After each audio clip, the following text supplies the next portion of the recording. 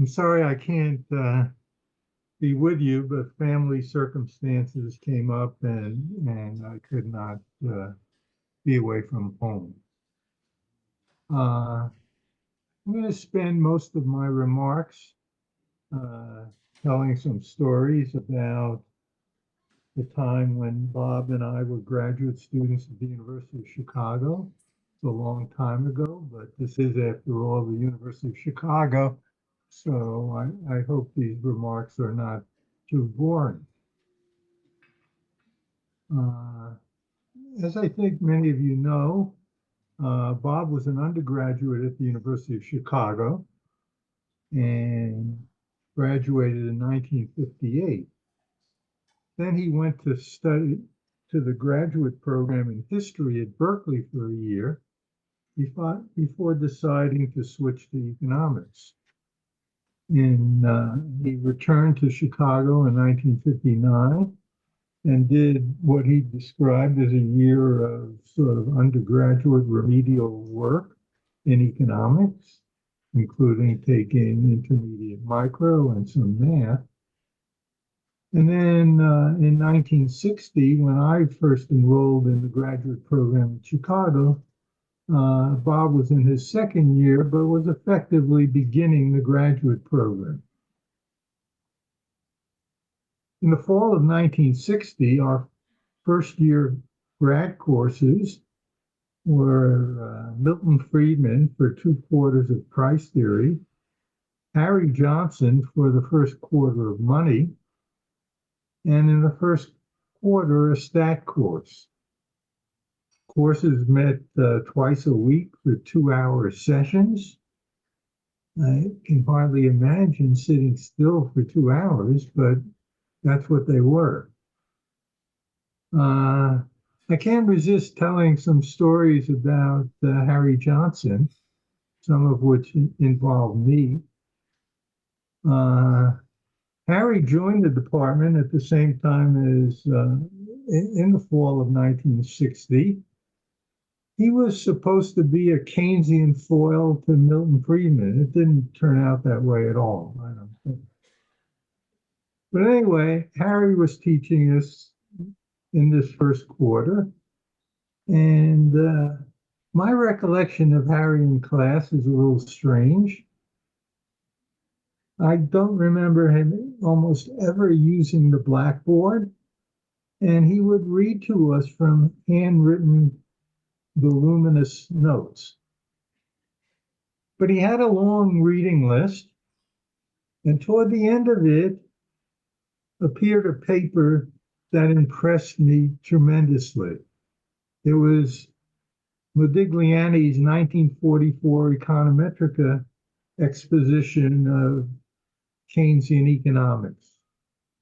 And I had never seen that before. And I treated it, I remember being exhilarated reading it. So much so that when I went back to New York City, where I was from, and I had been an undergraduate at Columbia, but had taken some graduate courses there, I met up with some of the Columbia grad students and told them about this paper, and they hadn't heard of it. They were being taught versions of the quantity theory of money, and that was macro for them.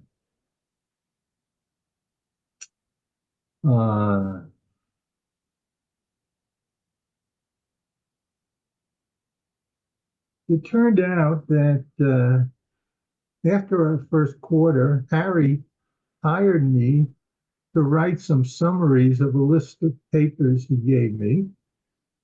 And thinking back about that job, my implicit standard, it wasn't explicit for me then, but my implicit standard was, is this paper in advance over 1944 Modigliani? And if it was not, my summary was like 3 words, forget about this. And Harry didn't regard that as adequate, and I was soon fired. I was actually told this by the secretary, not by Harry himself, who was probably too nice a guy to say it to me. Here are two other brief stories about Harry. Uh, Sometime early on, maybe in my first year or second year, Harry had a party, invited a lot of graduate students, and I was there. And I remember him remarking that being an academic economist was hard because if you had a talented graduate student, by the time the graduate student received his PhD, he was your equal. And Harry said, you know, the historians have it much better.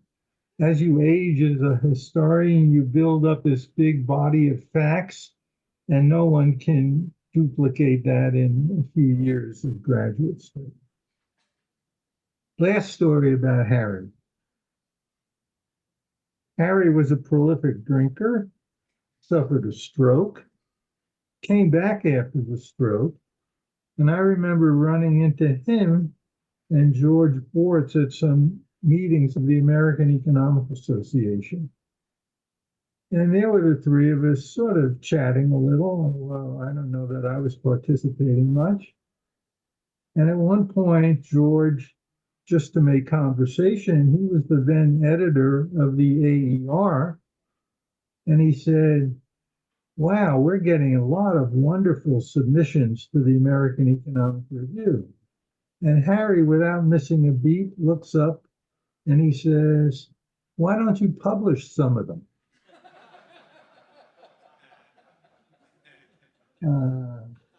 Let me briefly say a couple of words about Friedman's classes.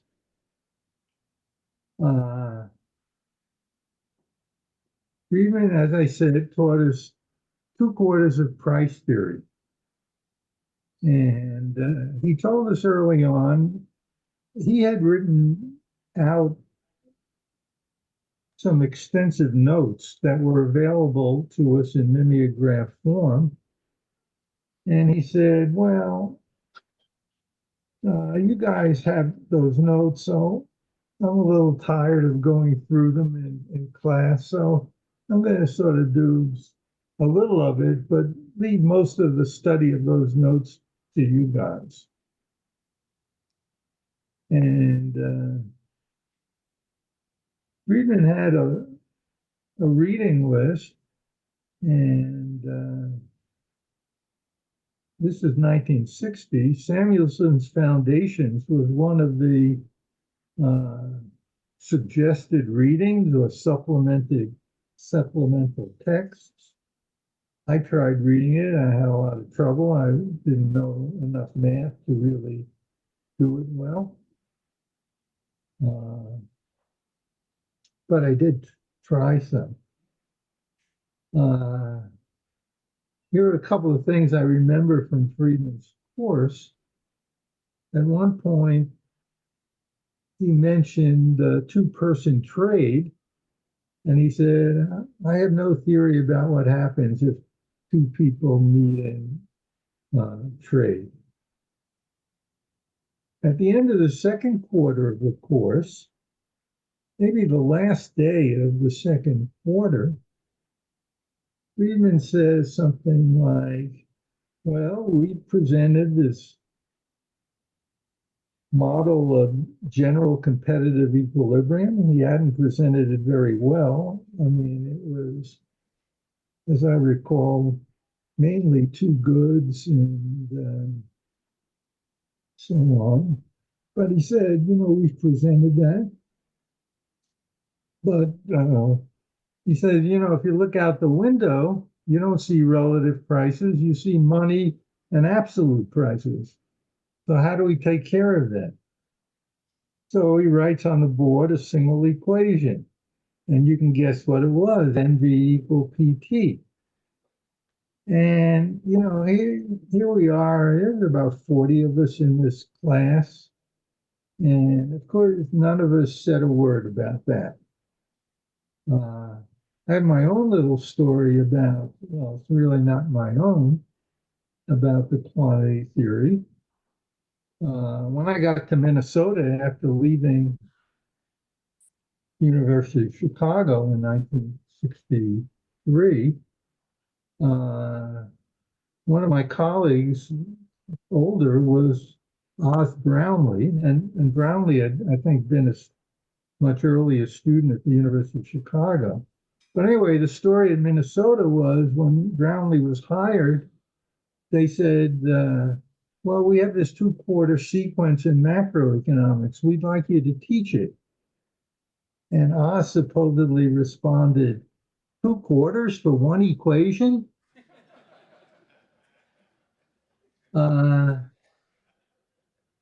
Friedman was well known for giving take-home exams, which was sort of original topics. And I remember that in the second quarter, I think there was only one question, well, maybe there were more, but this is the one I remember. The question was, provide a theory of the Phillips curve. Unfortunately, I never asked Bob if that was what got him interested in the topic.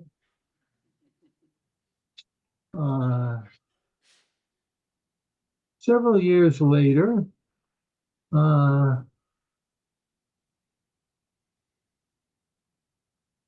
leaving Chicago, I noticed that Bob and Sherwin Rosen, who was a year behind us, but was a good buddy of us, were both writing wonderful papers.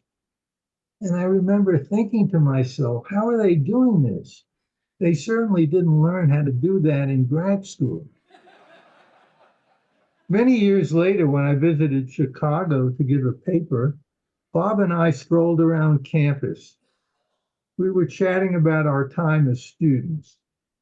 Bob said that he was already into proving things as a student, but that many of the Chicago faculty did not really respond to what he was trying to do.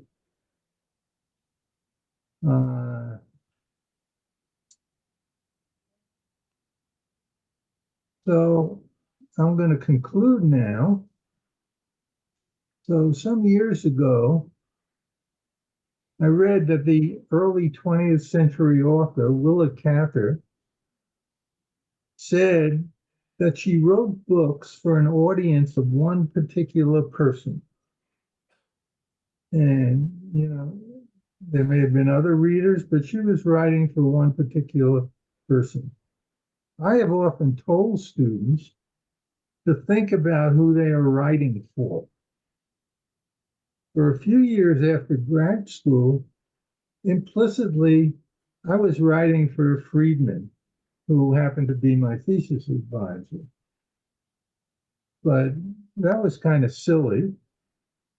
And then starting around 1970, like many of you, I was writing for Bob. And I'm not going to replace him in that role, but some of you may have to. Thank you.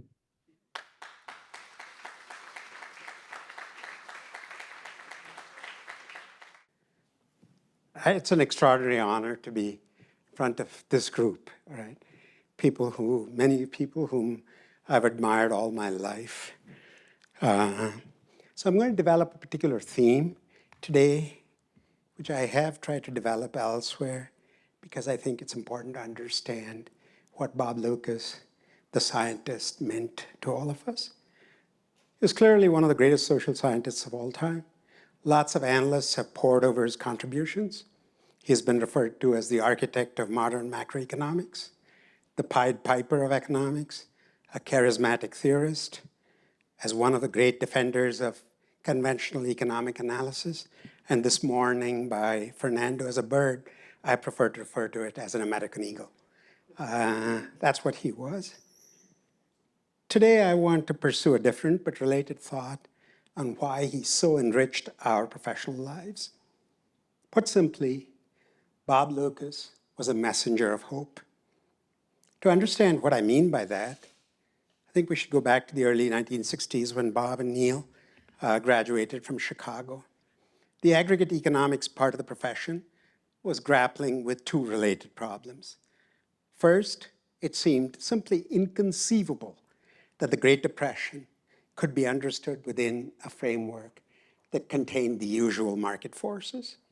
Second, the large amounts of data that became available after World War II, thanks to Simon Kuznets and others, led to the usual flood of puzzles for then existing largely static theory.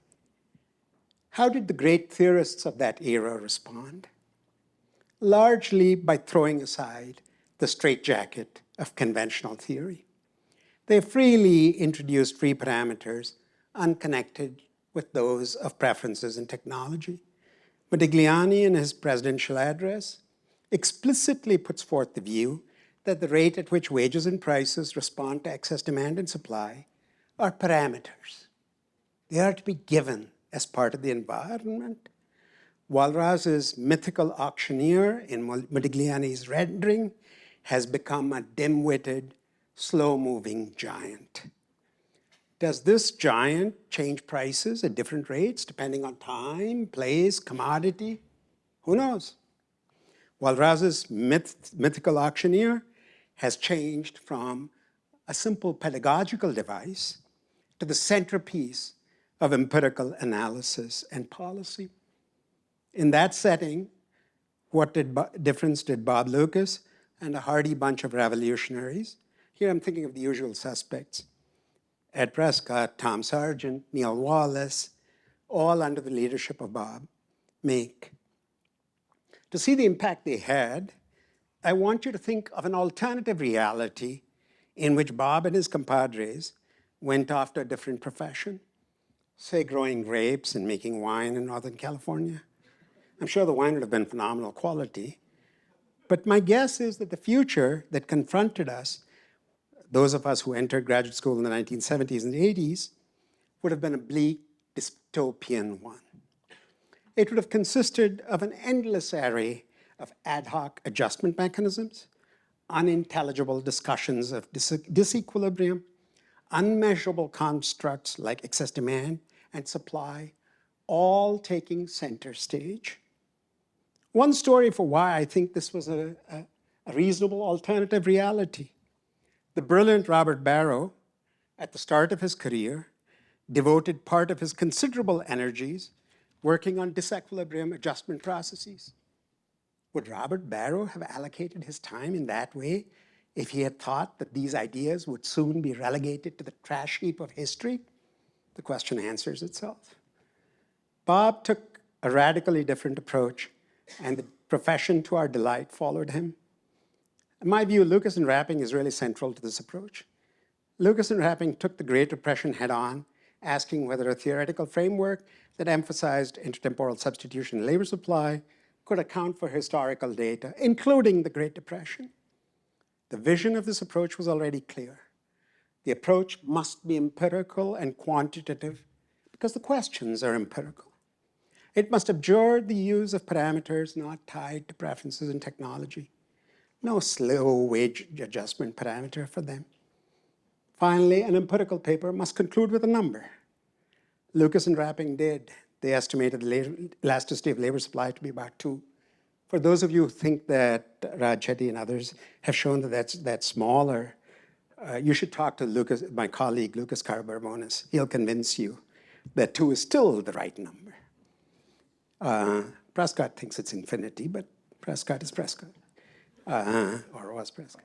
Expectations and neutrality of money completed the circle. The goal was very clear. As Lucas says in the paper, the Phillips curve emerges not as an unexplained empirical fact, but as a central feature of the solution to a general equilibrium system. To accomplish this task, Bob made some extraordinary innovations, especially the careful development of rational expectations equilibrium in an environment with decentralized information. The main contribution of this paper was what? It was a message of hope. Without introducing ad hoc price adjustment, the Phillips curve, which was then regarded as the central feature of business cycles, is a central feature of equilibrium. No wonder Bob went on to say, beware of theorists bearing free parameters. Why introduce free parameters if you don't have to?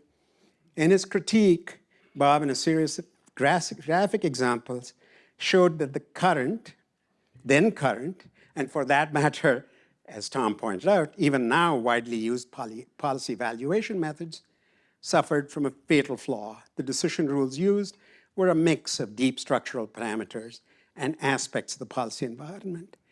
Notice what he was appealing to: a conviction among economists that there are deep structural parameters invariant to policy. What appealed to us about Friedman's permanent income hypothesis was precisely that it offered a reconciliation between the time series behavior of consumption and the cross-sectional behavior of consumption without introducing additional free parameters. We are a universalistic discipline, all right? We want to apply the same methods to understand feudal institutions in medieval Europe as we want to understanding feudal institutions like the modern American university. So we're going to use the same particular methods, and that's what he was hoping for. But then again, even while demolishing the then popular research program, the message of the critique was actually one of hope. Bob proposed an alternative scientific program: specify a general equilibrium model, estimate, calibrate, or otherwise obtain parameters, and then conduct your policy evaluation. This was a message of hope and a clarion call for graduate students and young faculty. What could be more satisfying? In his work on asset pricing, monetary economics, the economics of development, estimating money demand, diffusion of knowledge, international trade, Bob set similar standards: an insistence on models that are empirically and quantitatively relevant, and a conviction that conventional economic theory, suitably modified for the problem at hand, could successfully address a wide variety of empirical challenges, all messages of hope in the power of economic theory. We're confronted in our profession now with those who loudly claim that with just the right natural experiment, just the right diff-in-diff strategy, just the right instrumental variables, shift share here, something else there, we can jump directly to answers to policy questions without going through the painful bother of writing down a model. That way lies danger and a repeat of the policy errors that Lucas's critique warned us about. We need a Bob Lucas now to forcefully make clear that natural experiments can be a valuable source of data that our models should seek to replicate, that until we do so, the data from these exercises is not ready for the prime time of policy evaluation. One personal note: in the late 70s, I was a graduate student at Carnegie, and I was lucky enough to spend a year at Chicago. Bob was his usual charming, graceful self, and the many kindnesses he showed me then are forever ingrained in my heart. And that held true later on. We organized a Minnesota macro conference together. He and Nancy spent a lot of time at Minnesota. We spent so much time arguing and yelling and screaming. And he was always so kind and charming and graceful. I cannot forget it. So let me summarize. When putting Bob's contributions to science in the proper context, I should start by noting that I think that there is a very American approach to scientific advancement in the natural and biological sciences. This approach combines endless tinkering to get the empirical magnitudes clear. Think of Michelson and Morley, or Jonas Salk, or Bardeen, Britton, and Shockley. It combines this focus on application with the desire to build grand theories. Think Richard Feynman, Ernest Lawrence, Murray Gell-Mann. In his focus on empirical relevance, in his conviction that a common economic theory can be developed to address a wide variety of phenomena, in his flair for making great advances in all of these areas, and in his charisma at persuading people to join in this riotously fun adventure, Bob Lucas stands as a giant of American science, not just social science. I ask you to join me in a toast to celebrate the life and accomplishments of Robert E. Lucas, Jr., teacher, friend, messenger of hope, and American scientist extraordinaire. Thank you.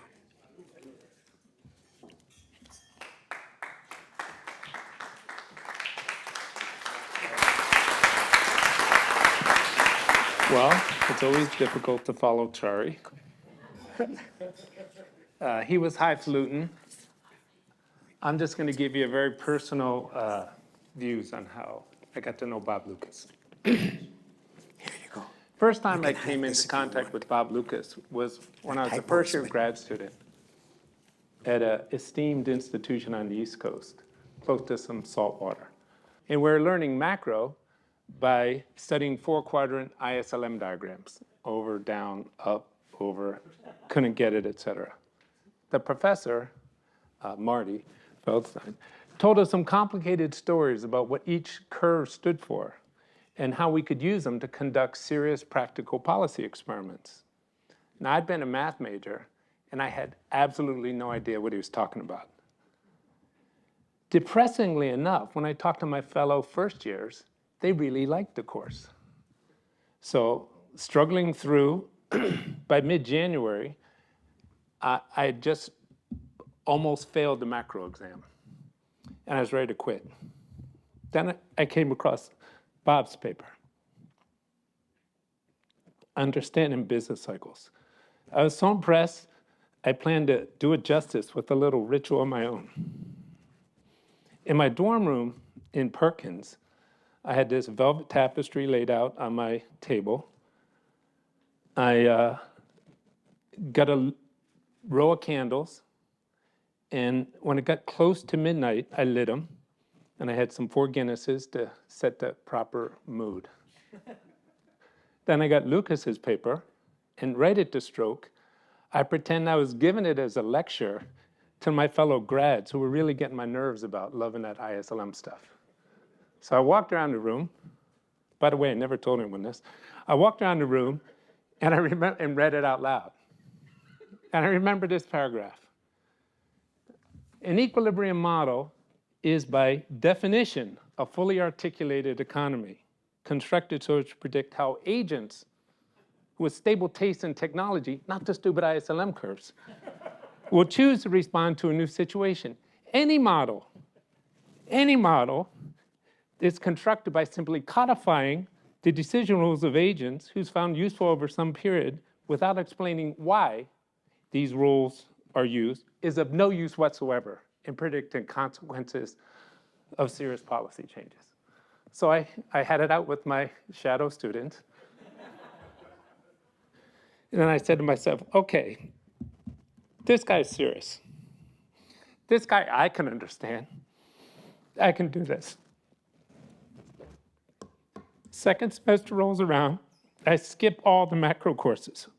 I just study Lucas's paper by myself.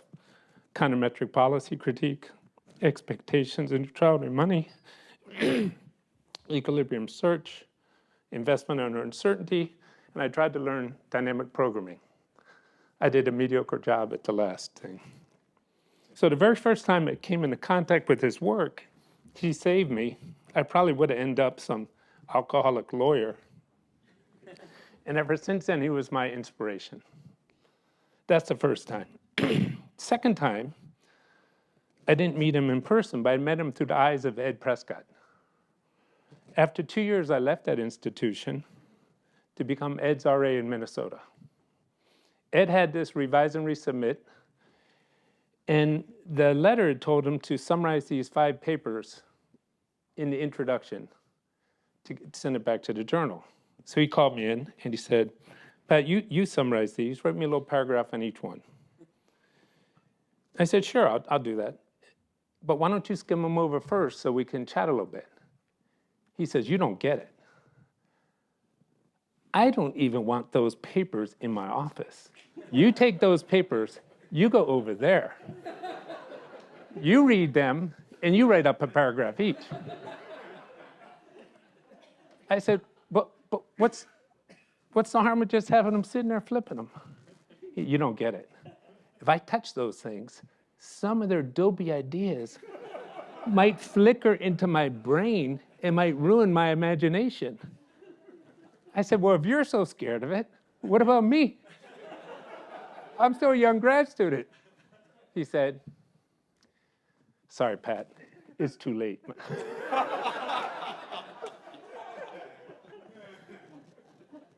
But then, to see the difference, Bob sent him a paper. He got it on a Friday afternoon. He calls me in on Monday, and he hands me his copy.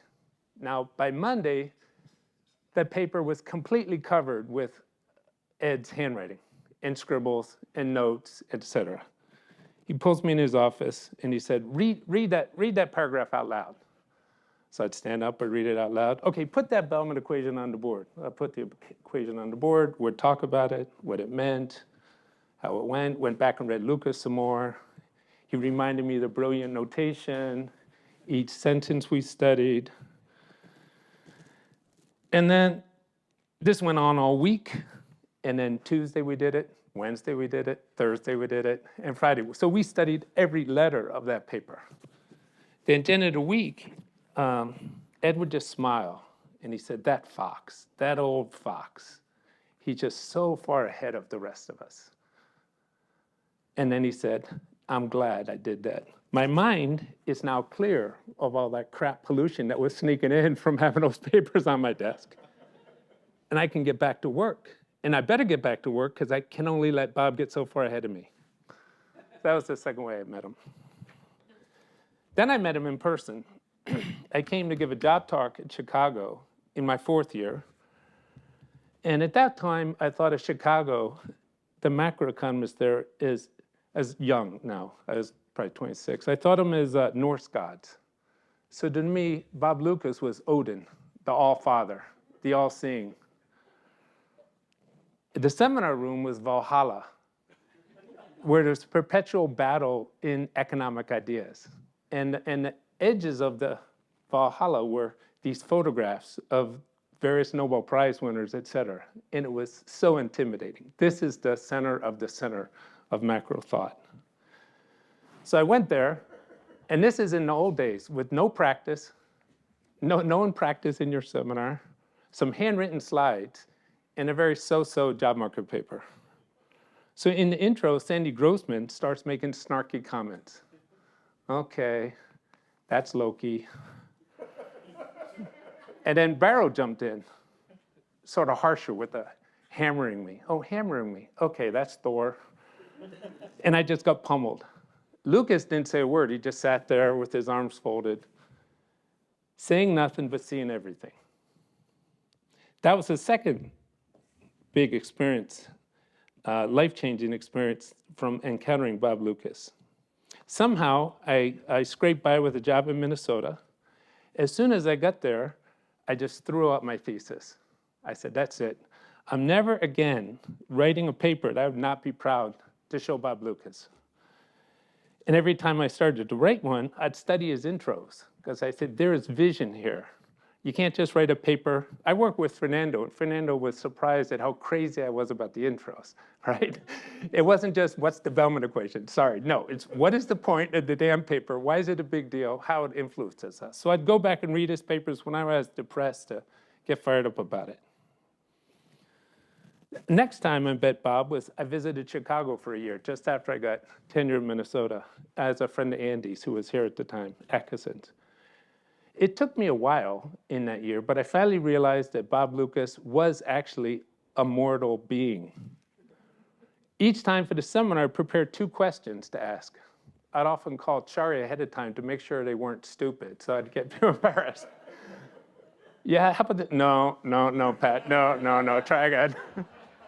So I'd refine it. I wouldn't ask that much. I often ask a lot. I was intimidated like crazy. And after a couple months, I finally worked up the nerve to go to these faculty lunches and try to chat with them. I quickly learned, I was quiet at first, I quickly learned it. Bob Lucas, even though he's very nice, did not suffer fools gently. You go to those faculty lunches, you get into it, someone says a couple of funky stuff, I'm sure a lot of you have seen it, it does not end well. So I did not want to be left on the floor again. So I was talking to Andy Atkinson one day, and I noticed Bob Lucas arrived about noon at the office. And I said, That's good. Let's see. Let's do this calculation, Andy. Lucas is 6 times as smart as me, but he's coming in at noon. So maybe I can work twice as hard as him. Okay, I could be a third as good as Bob Lucas if I keep this up. I'd be very proud of that. Third as good, what's wrong with that? Andy started laughing. No, Pat, you're wrong. Bob gets up and starts at 6 a.m. He works solid till noon. And when he comes in, he has this typed up set of notes on the paper. They wrote a couple of papers together. And then I spend the whole rest of the day trying to catch up with what he's up to. I said, crap, that calculation went out the window. So I better shoot for a lower fraction. I'm going to give 2 random tidbits just for amusement. Later, I ran into Bob and Nancy at the ski conference at Colorado. It was Romer put it on. And I see Bob Lucas on the green hill. He has his jacket wide open. He has a cigarette in his hand. He has his poles out like this, and he's trying to smoke and go down the hill. And I think he might have had a couple cold ones before he came out there. Like this. He's going like this. I said 2 things to myself. 1, I'm finally better at something than he is. And 2 is, I'm going to do the profession a favor. So I went up with him. I'm not that good, but I'm better than that. Anyway, going up to him. After we went up and down, I said, he could kill himself. Let's go get a few beers and be done. So I did the profession a favor, got him off the hills, into the bar room, had a few beers, and he didn't smash himself to smithereens. Later in the famous Bank of Portugal conferences that Pedro and Sergio put on, they decided to take a very long trip on a very, very hot day. And the people were getting ahead, and it was steaming. I think Sergio miscalculated how hot and hard it was. What's that? Yeah, and Pedro. Sorry, Pedro. And so they get to this one corner, and then we turn the corner, and there's a steamed Harold Ulig. He decided it's really hot. So whoosh, he's skinny dipping on the spot right there. I mean, he's right there. So he's coming. Bob Lucas comes next, and he goes, ah! And Nancy's behind him. He's going, ah, ah. He's protecting her honor, I guess. I don't know. I was just laughing. I was laughing so hard I almost fell down. Later, I got to know Bob more when he and Nancy visited Minneapolis Fed, and he was super nice and super serious. So I'd like to thank Bob for, 1, saving my career, teaching me serious macro, challenging and inspiring all of us to do good work, and being a great colleague. So I'd just like to say, give a toast. Here is to Bob Lucas, a true giant, a true leader, and a great friend. Cool.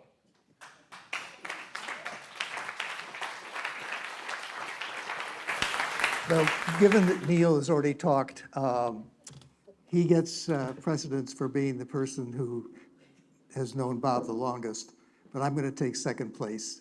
I met Bob in the spring of 1960. I know most of you weren't even born then.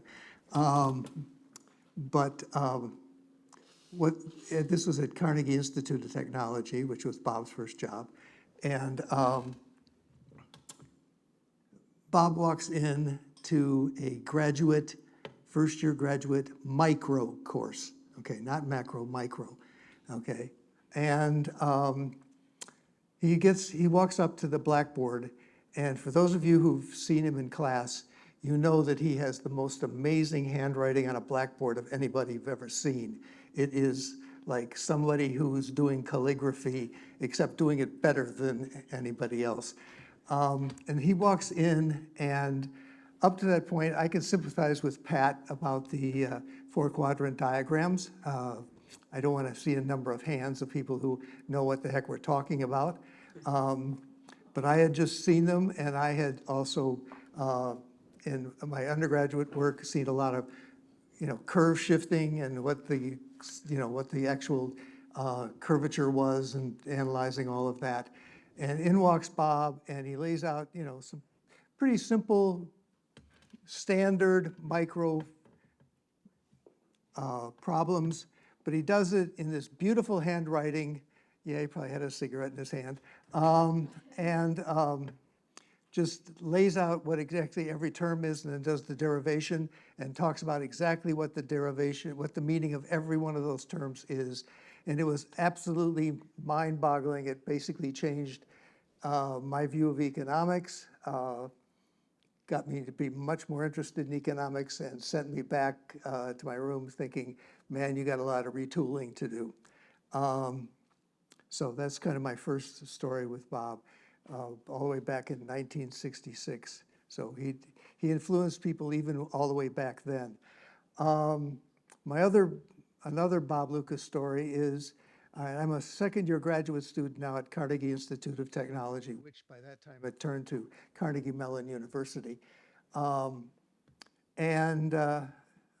already got a pretty good idea of what I want to write my dissertation on. Now, you have to remember back in those times, things were a little different than they are today. You wrote one big, long dissertation, and Carnegie's model was you got 3 years of support, and then you were out, okay? And you had to finish it. If you hadn't finished it in 3 years, which nobody did, you had to finish it in your first job. Okay, so I had pretty much picked the topic, and I pretty much knew who the advisor was going to be. But of course, I asked Bob if he would be willing to be on my dissertation committee. And Bob said, no. And, I admit I was kind of crushed by that response, but thinking, what's wrong with me that he doesn't want to be on my committee? But I think actually, and sort of this will be kind of the theme of my talk, is Bob was being a friend. Okay, and I think most of you know, and I heard a lot this morning about Bob being a friend. He was definitely a great friend to me. But I think what he was doing was keeping me as a graduate student at that time out of any possible faculty difficulties that may have been going on at Carnegie Institute or Carnegie Mellon at that time. So he did me a favor. After I got my first job, Bob and I didn't have that much contact, but the contact I had was that my parents lived in Evanston, which is a suburb just north. And so we'd come up here and visit them. And every time I would call Bob and see if we could get together and talk. And he was always willing to sit and talk, which was great. And then later when I moved to the Minneapolis Fed, for some reason, I don't remember exactly what it was, but Lars Hansen had this idea that I needed to come down and either talk about what the Fed was about or what was going on in early banking history in the United States. And what I remember is I would fly down in the morning and fly out in the evening, but every time I would come, Bob would be there to have lunch. And every once in a while, he'd even bring along Yvonne to kind of, get me up to speed on what was going on in the latest of macro. That was really great. It shows you the kind of friend he was. Then Bob and Nancy started coming to the Minneapolis Fed, which the Minneapolis Fed thought was absolutely the most fantastic thing that could happen. You've got two of the best economists in the world are willing to come visit, your Federal Reserve Research Department. They wouldn't have gone to any other one of the other reserve banks, I'm pretty sure. But, they came to us. And, I got to know them pretty well at that time. I will confess that during one of those times, Bob came to Art or me and came and said, I need a research assistant for this summer. And, we really didn't have any research assistants available at that time. But I thought, I've got this research assistant. I don't think he's that interested in working on my stuff. I don't know if I'll be using him this summer. So Mike Golislav was my research assistant that I gave to Bob. And I guess that sort of worked out. Anyway, but there was that. But in terms of friendship, the thing that really got me the most is that over the time that Bob and Nancy were coming to Minnesota, and they would come over to our house a lot of times for dinner, and of course there would be a bottle of wine, and of course we had to avoid having my wife and Bob get into a discussion of religion. But anyway, what we got to know them very well, and what was really nice is that by the end of the time, I felt that my wife Lee and I had made friends with Bob and Nancy as a couple, and so it was really quite nice to have that kind of couples friendship with them. Two great people. Anyway, so since we're all raising toasts, I would like to raise one, but this one I would like to raise to both Bob and Nancy. So, here.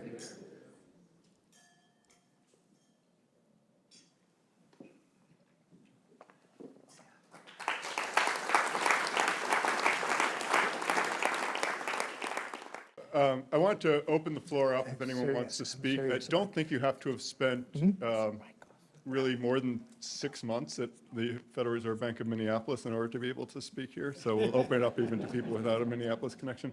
I'll just say one thing first, Andy, and then Andy will get the floor after this. Carl Schell was unable to attend, and he sent some notes to Nancy that he wanted to have read here, and so I just wanted to read a couple of anecdotes from Carl Schell. I should probably, for those of you who don't know, Carl was the editor at Journal of Economic Theory who published the Expectations of the Neutrality of Money. That'll be relevant to one of these. First issue, that's right. So two anecdotes. So one, Bob and I were together at an Econometric Society meeting in, I think, Buenos Aires. Bob was president of the Econometric Society at the time. His luggage had been lost during his trip. We would all be bothered by lost luggage, but Bob was bothered in a special Bob way. He was in his official capacity representing the Econometric Society at this lecture. He worried that his appearance, due to crumpled clothing, might not be respectful to the Latin American region. I told him in complete honesty that he looked fine, and after this he appeared to be more relaxed. And second, Bob's 1972 Journal of Economic Theory article is a major innovation in many ways. For me, it was a boost to overlapping generations, an area I worked in. Also, for me as an editor, this article made the Journal of Economic Theory, at least for a little while, a good place for good macro theory. Thank you. Thanks, Carl.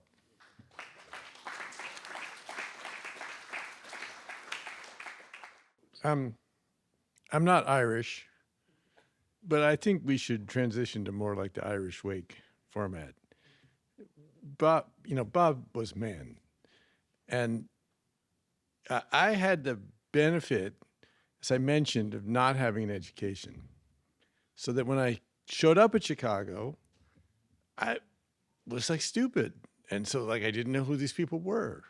I was here, and they won like 5 Nobel Prizes in 6 years, so every October somebody would get a Nobel Prize. But they were people to me. And it was incredible. Stigler's editing the JB for free because he'd had mandatory retirement for 10 years. And, Ted Schultz, I have to say, I don't know how many people know Ted Schultz, but Ted Schultz was and still is my hero. Everything he got cited for the Nobel Prize, he wrote after he was 52. So I'm sitting there, I'm like 28. I'm like, I got time. He had some rank in the U.S. Army. He loved the story about like he was in the U.S. zone of Berlin, and he was supposed to be on an army transport, and they told him you got to be a certain rank to go on the transport. So the guy just like, okay, battlefield promotion, you got this rank. He goes, okay, but Ted Schultz, it's out of print now, I think, but that book, Transforming Traditional Agriculture, it's unbelievable. I'm not sure Ted went to college. But anyway, he was on Bob's committee and he was on Gary Becker's committee. And we had these lunches in the faculty club I don't know, they still haven't. We wore coats and tie. I got to get a tie tomorrow, but wore coat and tie at the time, and we sit at lunch. And I'm sitting here, and Ted Schultz is across the table, and I forget whether, it's Bob and Gary, or Gary and Bob, and I don't know which the order was. And they're having some heated discussion about economics. And we'd finished our meal, and Ted turns to the two of them, and he says, because he had a Nobel Prize and they didn't yet, and he said, "Will you two be quiet and one of you get me a cup of coffee?"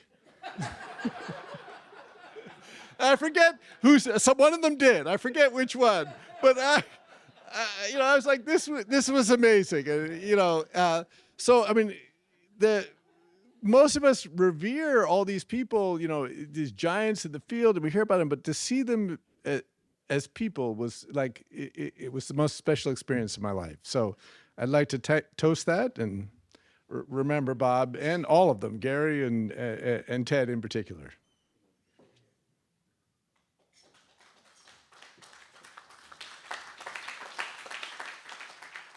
I'm the first person to speak today who never really figured out that 72 paper exactly. It was always a little beyond me. But I wanted to say something on a personal note. My first interaction with Bob was sitting in his office when I came here for a job talk, and I had written a paper that dealt with efficiency wages. And he asked me a question about, do you really think these guys really seriously think this is about unemployment? And I realized about 10 minutes later, it wasn't one of those job market quizzes. I was having a conversation with someone who thought I might know something that he would find interesting, and he was treating me as a colleague when I was the job market candidate. And the whole time that I was here on the faculty, especially when I was an assistant professor, he would come to Gary's lunch on Monday. He'd often sit beside me, and he was constantly, asking me what I was doing. And sometimes, he was turning over the paper placemats and saying, no, the model should, and he was helping me with my research as a junior faculty member that was doing, labor and a lot of empirical labor. And I've often said that the metric you want to judge the value of a colleague is talent divided by ego. And I don't know that I've ever met anyone that could surpass Bob on that metric. And I'll sit down after telling this story, but I think it's emblematic of what he was like as a colleague. When we moved from the 1126 building to Rosenwald, Rosenwald had many nicer, huge offices than we had in 1126, but they didn't have enough for every distinguished service professor to have one. But they had a lot of nice offices, so I thought what I would do is I would take all the distinguished service professors over, and I would get their rankings, and I would hopefully look for some way so that everybody could get their first or second choice. And it didn't turn out that way. And so now I'm deciding, how am I going to solve this problem? And I looked at it and I said, well, the way this works out, I can go talk to Bob. And I went in and I said, Bob, I need a favor. I said, if you'll take your third choice, I can make this work. And he said, well, there's this small office right next door to my third choice, and we don't have as many antechambers in the new building. So if you give Shirley, which was his really great secretary, if you give Shirley the office, we got a deal. And I said, thanks, Bob. And he was always, in my interactions with him, he was always someone who was willing to put his ego, the attention he got, et cetera, aside for the good of the department, for the good of his colleagues. And he was always someone that made you feel like he valued you as a colleague, even if you really, didn't belong on the same faculty with him. And I think that's the combination of everything we heard this afternoon that was correct about him being the most important modern macroeconomist. The fact that that was true while at the same time he was this incredibly kind and generous with his time and generous with his friendship to his colleagues, that's just so rare. And I think we would be remiss to leave here this weekend and not focus on the fact that those two things were bundled together. And it just doesn't happen that often. And so, we heard a lot about the work from people who understand it better than I did. But I want to raise a glass to Bob Lucas, my friend.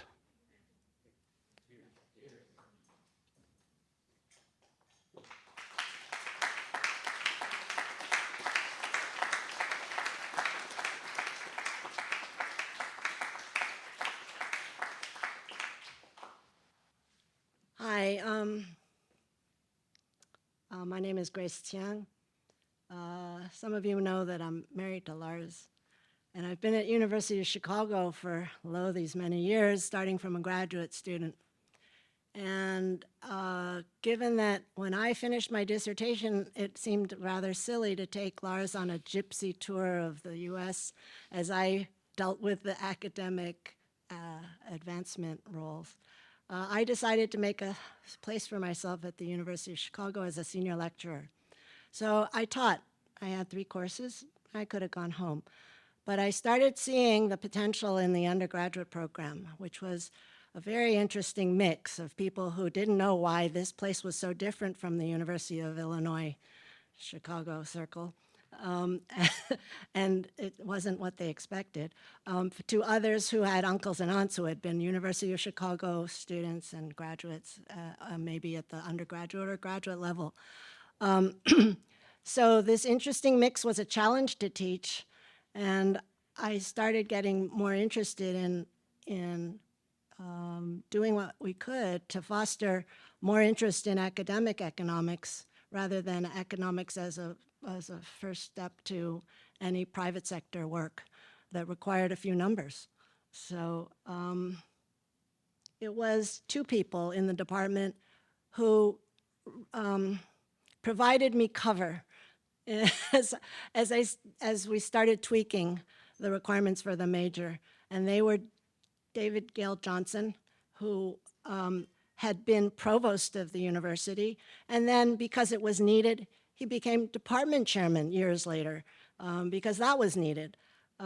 So he was pitching in a lot to help the department. The other person was really Bob Lucas, because I would just go and talk to him, and there were people who were running the undergraduate program and giving undergraduate classes to whatever graduate student needed a little extra funding. And that graduate student would go into the classroom and start reading their dissertation. That was popular.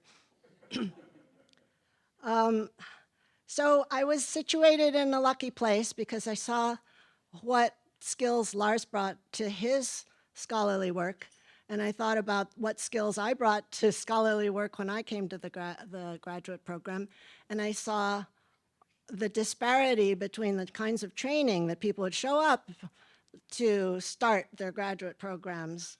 And coming to this University of Chicago doorstep with incredibly different starting points was really common. In the days when 75 students were allowed in the first year and 30 were allowed to progress to their second year. So I was in one of those earlier cohorts. So sticking at Chicago, I thought, we could do better than that, because a little more effort at the admissions stage of graduate school would mean that you didn't have to take the 80 students to start with and whittle them down in the first year.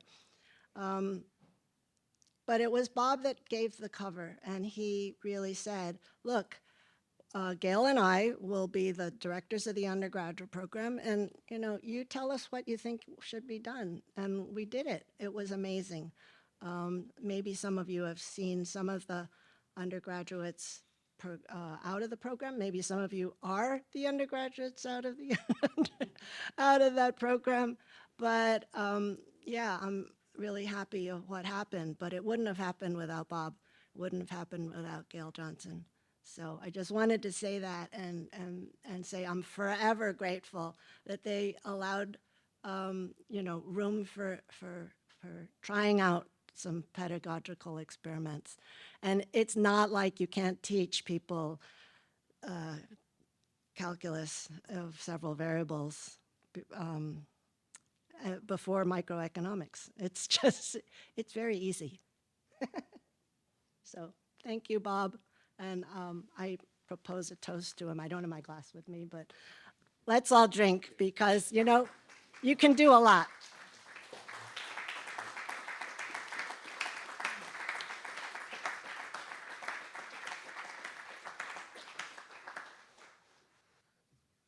Hi, and good evening. I'm Lisa Barrow. I'm not a macroeconomist. I have no connection directly to the University of Chicago. I know Bob and Nancy thanks to Anil and their relation, and Bob and Nancy's relationship to the Chicago Fed. And I just wanted to echo some of the expressions of gratitude that people have made about Bob and Nancy as human beings and their I'll speak to Bob since this is Bob's event, but his curiosity in interest in knowledge about economics, even if it wasn't about macro or rational expectations or anything that was in his direct wheelhouse. I was giving a seminar at the Chicago Fed. I have no idea why he knew. Probably he was just on the mailing list. And he reached out, said, he couldn't come. He wanted to see my paper. And so I shared my paper with him. And that level of curiosity and interest in economic questions that were totally outside of his direct contributions, I think really speak to Bob as an intellectual and as, the great person he was in economics, and speak to why he got the Nobel Prize, right? Because he had that level of curiosity and drive and interest.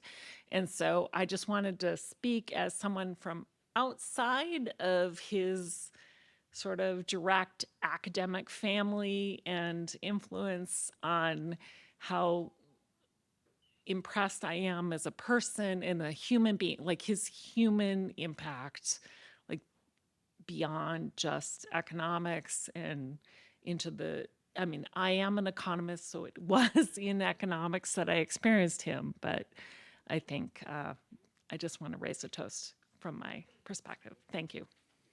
Cheers.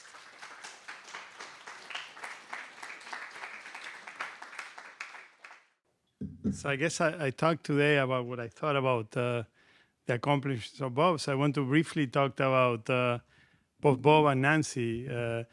So first of all, how I met Bob. As most of Argentinians, we read a lot of his papers as undergrads. I mean, it's true.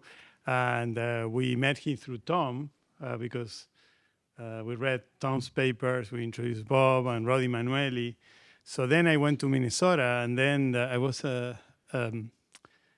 really had the luck to be an RA from Ed Prescott. So, and this is like Patrick was saying. I remember when papers from, so Ed would forget about his own papers, for instance. I remember that Ed once asked me to present the Hodry-Prescott filter. I thought it was a test. It's just as, and nevertheless, I remember when a paper by Bob will come, it was just like Patrick was saying, it was like a ritual and, really so imagine, so you're growing up intellectually with that.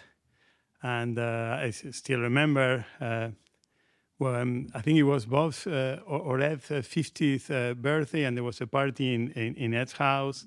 I remember all the occasions when Nancy and Bob came to give a talk, when Bob came to give a talk with this fantastic paper with Andy.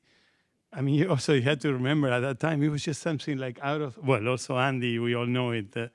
So it was out of the world. So anyway, you had to think about it in this frame of mind. So also by circumstances that I still don't understand, I got a job at, first I got a job, then I got a job at a very good place I was at Wharton.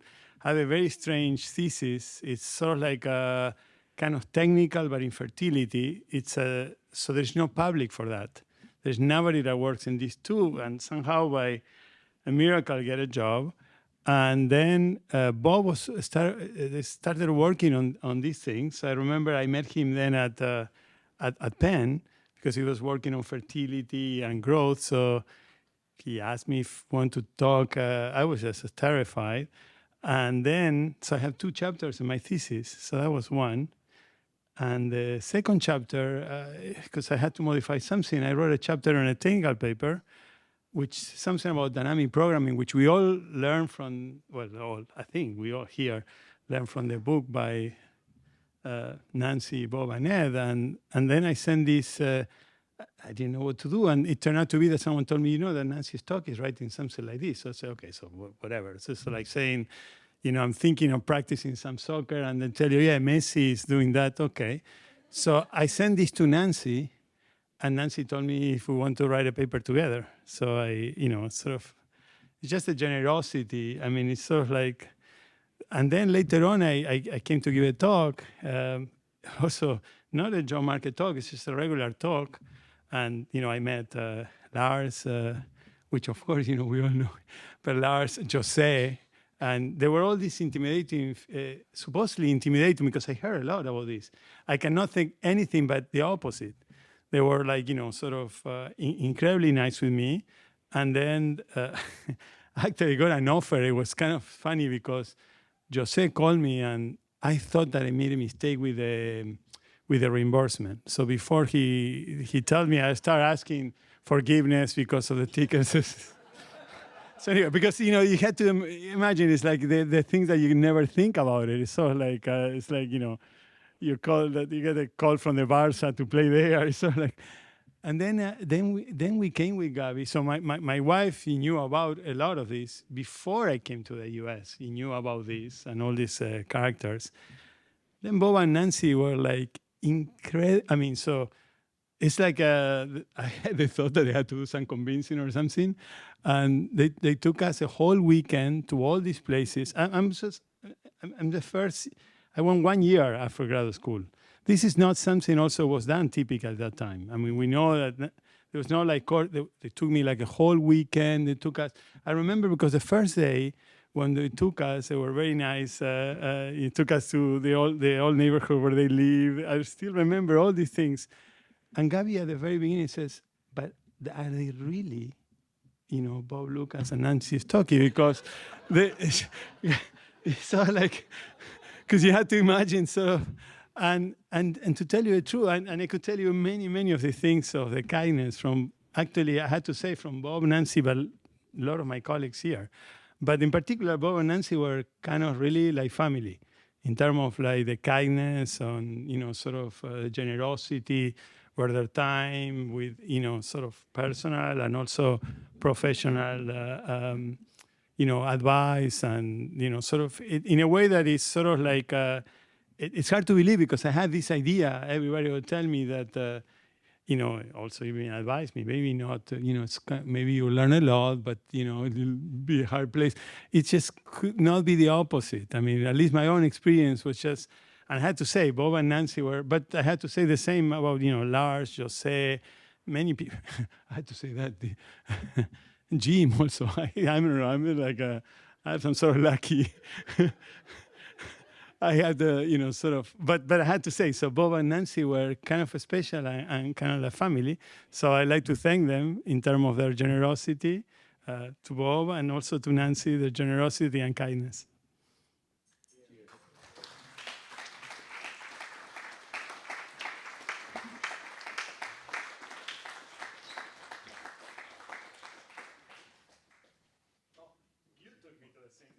Yes. Yeah, it's true. All right. So this was my first job. Randy Krausner was one of my first colleagues. And to be honest, I wasn't that well trained. And but it was a great place to be. I remember one of the first papers I wrote was about empirical learning by doing in semiconductors. And Bob and Nancy liked it. And that was just like, my heart was singing. I could be a real economist. And then the second paper I wrote was ideas versus human capital. And I remember before I even said anything in the seminar, Bob said, this is like saying, should capital be denoted K or X? And I was like, and then it went downhill from there. And then afterwards he said, why don't you write more papers like the previous one? And you know, in some ways I was devastated, but then I really said, no, it wasn't me, it was the paper. And he was showing faith in me, and Bob and Nancy showed a lot of faith in me and inspired me and encouraged me. You know, they engaged with me. They could have dismissed me as being not well trained, but instead they saw something and engaged with me enough to criticize me when I was confused. And I was really grateful for that. And Bob and Nancy are always really kind to me and inspiring to me. So thank you for making it, as well as all the booth people here, making a great time for me here. Thank you to Bob and Nancy both. Thank you. It's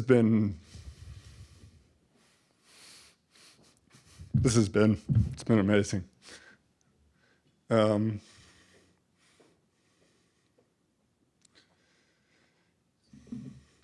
have anything left in my glass, but I just want to raise one more toast, Nancy, especially to you.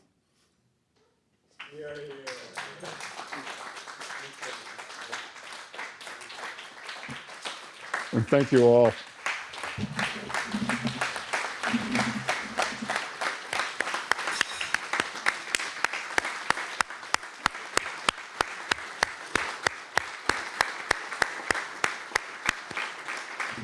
Yes.